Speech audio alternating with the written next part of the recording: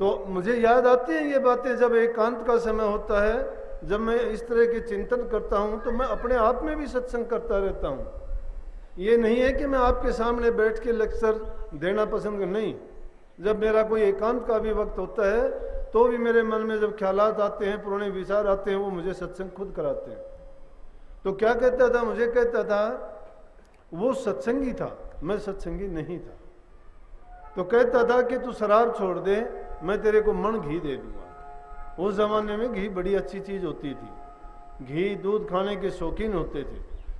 आज वो मुझे बात याद आती है कि वो मित्र था, मेरा हितैषी था, मेरी गलतियां निकालना चाहता था।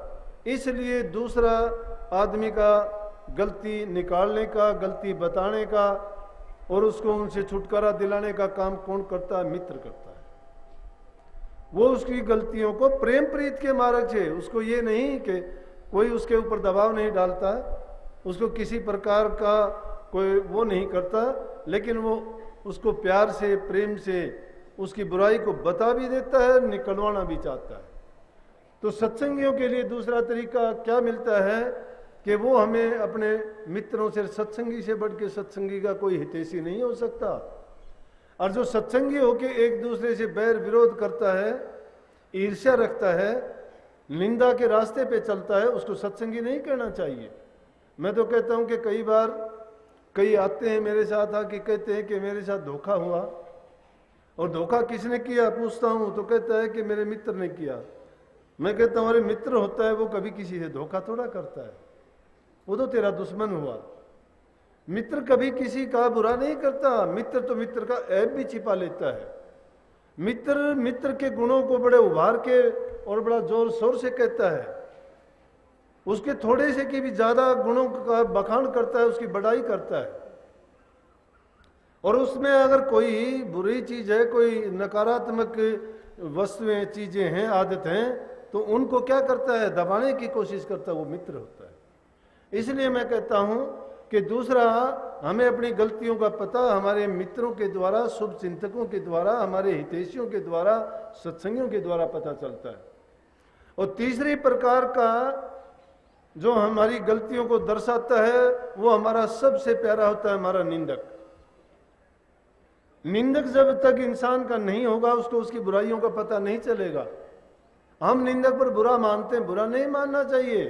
कबीर साहब जैसे महापुरुषों ने निंदकों की बड़ी बड़ाई की है, और उन्होंने क्या कहा है कि निंदक मेरा ना मरो जीवो आद जुगाद, हम तो ये पद पाई यार निंदक के प्रसाद। निंदक एक प्रकार का हमें प्रसाद देता है। कबीर साहब जिस जमाने में हुए थे, उस जमाने में हिंदू मुसलमान का झगड़ा था, समाज में पंडित लोगों का वर्चस्व था।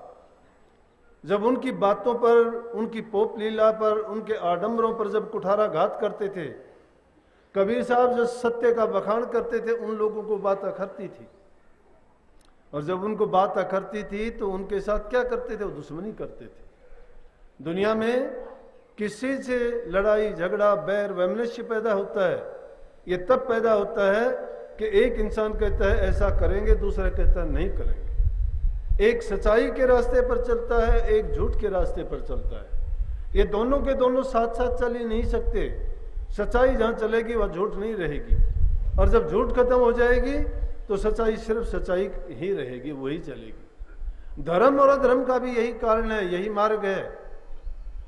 इसीलिए तीसरी बात जो संतों ने कही वो कही कि हमें अपनी गलतियों का पता हमारे निंदकों के द्वारा पता चल। क्यों? निंदक हमारी छोटी बात को भी बड़ा करके बताएगा, वो बिना किसी संकोच के उसका बड़ा बखान करेगा, प्रचार करेगा। और जब हमें पता लगेगा, बहुत सुंदर मिसाल है इसके बारे में, और उससे बचने के लिए उपाय क्या है कि जब निंदक लोग हमारी बुराइयों का बखान करते हैं, ये साधकों के लिए बताता हूं, जो साधक लोग हैं, जो सूरज शब्द मार्ग में चल के नाम की कमाई करके अपने जीवन को सफल करना चाहते हैं, जो आध्यात्मिकता के मार्ग में उन्नति प्राप्त करना चाहते हैं, जो जीते जी मुक्त हो जाना चाहते हैं, जो इसी जीवन में मरना सीख जाना चाहते हैं, और जो इस जीव का कल्याण करना चाहते हैं, उनके लिए ये मार्ग है।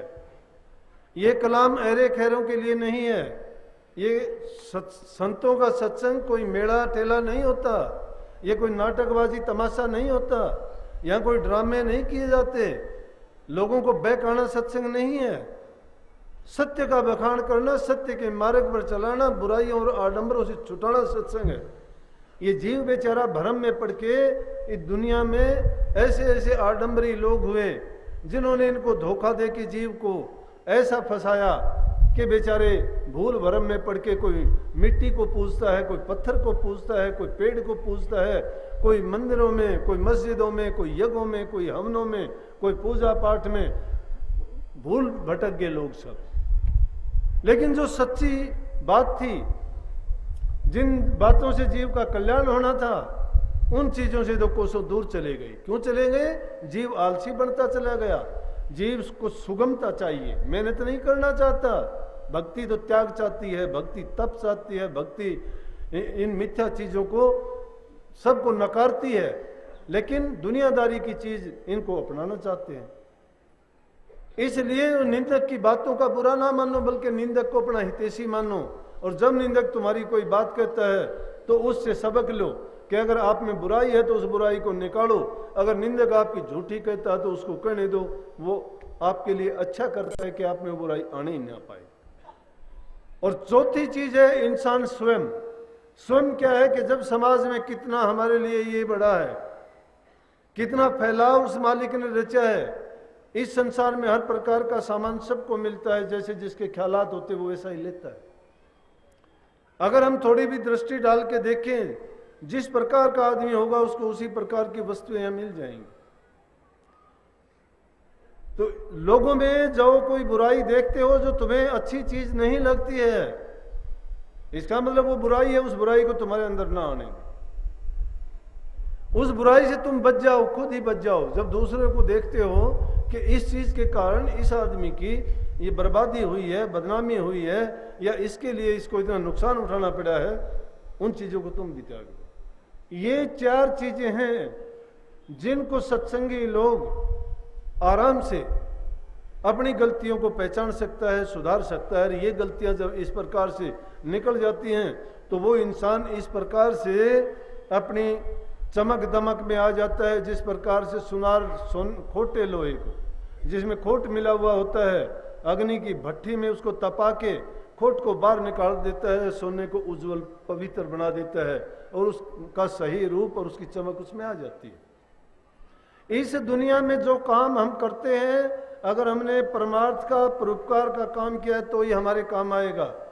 अगर हम परमार्थ कुछ किया ही नहीं है तो चाहे हमारे पास कितनी धन दौलत हो, कितने महल मकान हो, कितने इज्जत शोहरत हो, कितने ही पदार्थ दुनिया के इकट्ठे किए हों, चाहे लाखों राजा भूपति ये हमें मस्तक झुकाते हो, हमें क्या मिलेगा उन चीजों से? कबीर तासो प्रीत कर जाको ठाकुर राम, पंडित राजे भूपति आवे कोने काम। कबीर तासो प्रीत कर, कबीर जी कहते हैं तासो प्रीत कर जाको ठाकुर राम। जिसका ठेकेदार, जिसका सब कुछ करता धरता हरता कौन है? राम है। ये पंडित राजे भूपति इस जीव के क्या काम आएंगे? अगर इस जीव को संसार में फंसा दिया तो हमारे साथ चलने वाली चीज हमारे नेक कर्म होंगे। और नेकी कहां से होगी? नेकी हमारे से व्यक्तिगत रूप से करने से होगी। एक सेठ था, किसी महात्मा के पास जाया करता था, तो जाते जाते ये बात भी है कि किसी महापुरुष के दर्शन मिल जाए, उनका आशीर्वाद मिल जाए, उनका थोड़ा संग भी मिल जाए। लेने वाला होना चाहिए। मूर्ख आदमी इन चीजों के महत्व को नहीं समझता है, या वो अंधे लोग नहीं जानते हैं कि जिनको हमने कल्याण की परवाह नहीं है, जिनको जिज्ञासा है अपने राम से मिलने की, जिनको तड़प है अपनी रूह को इस संसार से लिबरेट स्वतंत्र करवाने की, इस कालजाल से निकालने की, वो लोग इन चीजों के महत्व को समझते हैं कि एक घड़ी का संग भी अगर किसी संत का मिल जाए तो जीव का इतना कल्याण होता है कि दुनियादारी की किसी चीज में नहीं। लेकिन हम तो क्या करते हैं, संतों को भी कोई दो पैसे दिखा के उनको जीत लेना चाहता है, कोई उनकी थोड़ी सी इज्जत सम्मान करके जीत लेना चाहता है, लेकिन नौ सखिए नहीं होते संत। संत इतने मूर्ख नहीं है, उनकी दौलत वो जानते हैं वो किसको देनी होती है और किसको नहीं देनी होती। लेने वाले बहुत फिरते हैं, लेकिन वो भी दूर दूर तक रखते हैं। दुनिया सोचती है कि मूर्ख है या इनको इतनी समझ नहीं है, भोले ढोले। अरे भोले ढोले नहीं होते वो दिखावे में भोले ढोले जरूर होते हैं, लेकिन अंदर में जो चीज होती है, जो इस जीव का कल्याण करते हैं, जो जन्म मरण को जानते हैं, जो जन्म जन्मांतरों के दुखों सुखों को त्रिकालदर्शी हैं, क्या वो मूर्ख हो सकते हैं? लेकिन दुनियादारी के जीव कूक मंडूक जिनकी ओछी बुद्धि ओछा ज्ञान होता है, वो उनको वैसा ही सोचते हैं। तो संतों का अगर संग मिल जाए, संत किसी के द्वारे पर आ जाए, संतों के हाथ से छुई हुई चीज भी अगर मिल जाए, तो समझो कि उसके बड़े भाग हैं। तो एक सेठ था, वो सेठ जानता था, बड़ा संत सेवी था, एक महात्मा के पास जाने लग गया। पहले किसी और का शिष्य था, लेकिन जब वो उनसे कहीं दूर चला गया या नहीं मिल पाया तो एक दूसरे महात्मा के पास जाता था। एक दिन महात्मा से प्रार्थना की, क्यों कि हमारे शास्त्रों में भी लिखा है, महापुरुषों ने फरमाया है कि 68 का फल एक है द्वारे संत जिमाया, कि अगर संत को अपने घर पे एक बार भी तुमने प्रसाद जिला दिया तो 68 तीर्थों का फल मिलता है। तो सेठ को भी ये था कि अगर संत हमारे घर चले, महापुरुष के जाने से आंगन पवित्र हो जाएगा, घर में जो और कोई ऐसी बुराई है वो निकल के भागेगी और हमें प्यार मिलेगा, शांति मिलेगा, घर पवित्र हो जाएगा। कहने लगा, महात्मा जी हमारे घर एक दिन प्रसाद लो। महात्मा ने स्वीकार कर लिया। महात्मा जी गए, घरवाली थी, उसने भोजन तैयार किया। सेठ इधर उधर गया तो बातों बातों में महात्मा ने सेठानी से पूछ लिया कि आपकी संतान कितनी है? कहने लगी, जी 4 लड़के हैं हमारे। बोले बहुत अच्छा। थोड़ी देर के बाद में कहने लगे, कारोबार आपका कैसा है? ये संसारी बात जरूर है ये बातें संसारी हैं, लेकिन जब घर गृहस्थियों के पास जाते हैं तो उनके पास तो यही पूछने की बातें होती हैं। अरे तो क्या गृहस्थी लोग जब संतों के पास जाते हैं वो क्या पूछते हैं? वो भक्ति का नाम नहीं लेते, परमार्थ की बात कभी नहीं पूछते, साधन अभ्यास का नाम का जिक्र तक नहीं करते हो। उनकी भी यही डिमांड होती है। वो कहते हैं या तो मेरा संतान हो जाए, या मुझे नौकरी मिल जाए, या मुझे रोजगार पेशा मिल जाए, मेरे पास धन हो जाए, मेरी बीमारी की निवृत्ति मिल जाए। दुनिया के ही तो पदार्थ मांगते हैं।